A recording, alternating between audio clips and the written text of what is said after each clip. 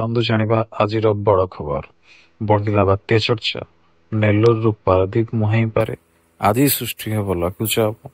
24ରେ ଅବପାତ। ରାଜ୍ୟ କ୍ୟାବିନେଟରେ 12ଟି ପ୍ରସ୍ତାବକୁ ଅନୁମୋଦନ। ଓଡ଼ିଶାରେ ପ୍ରତିଷ୍ଠା ହେବ 5ଟି ଗ୍ଲୋବାଲ କ୍ୟାପାବିଲିଟି ସେଣ୍ଟର। ବାଲିଯାତ୍ରା ପଡ଼ିଆକୁ ନେଇ ହାଇକୋର୍ଟଙ୍କ ଅସନ୍ତୋଷ। 7 ଦିନ ମଧ୍ୟରେ ସଫେଇ ପାଇଁ ଦେଲେ ନିର୍ଦ୍ଦେଶ। ଭୁବନେଶ୍ୱର ସୁସ୍ଥ ହେଉଛନ୍ତି ସଙ୍ଗୀତ ନିର୍ଦ୍ଦେଶକ ଅଭିଜିତ। ଆଖି ଖୋଲୁଛନ୍ତି, ଜିଭ ଦେଖାଉଛନ୍ତି। ବଲାଙ୍ଗୀର ବଢିଲା ହିମାଂଶୁ ସାଗରଙ୍କ ମୃତ୍ୟୁ ବିବାଦ। 2 ମ୍ୟାନେଜରଙ୍କ ନାଁରେ ଏତଲା ରୁଜୁ। ଶସ୍ତା ହୋଇପାରେ ସ୍ୱାସ୍ଥ୍ୟ ବୀମା। ପ୍ରିମିୟମ ବୃଦ୍ଧି ଉପରେ ରୋକ ଲଗାଇବା ପାଇଁ IRDAIକୁ ପ୍ରସ୍ତାବ ପଠାଇଲେ ସରକାର। ସାରା ଦେଶରେ ଲାଗୁ ହେବ ଲେବର କୋଡ୍।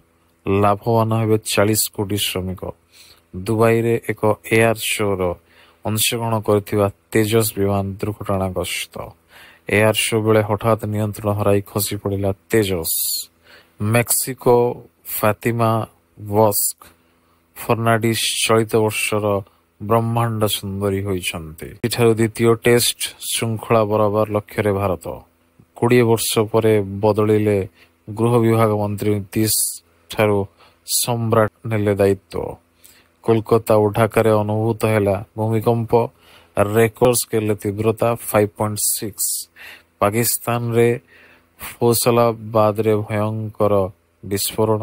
ଏଥିରେ ଏଯାବତ୍ 15 ଜଣଙ୍କ ମୃତ୍ୟୁ ହୋଇଥିବାର ସୂଚନା। 3 ଦିନିଆ ଦକ୍ଷିଣ ଆଫ୍ରିକା ଗସ୍ତରେ ପ୍ରଧାନମନ୍ତ୍ରୀ ମୋଦି G20 ସମ୍ମିଳନୀରେ ଯୋଗଦେବେ।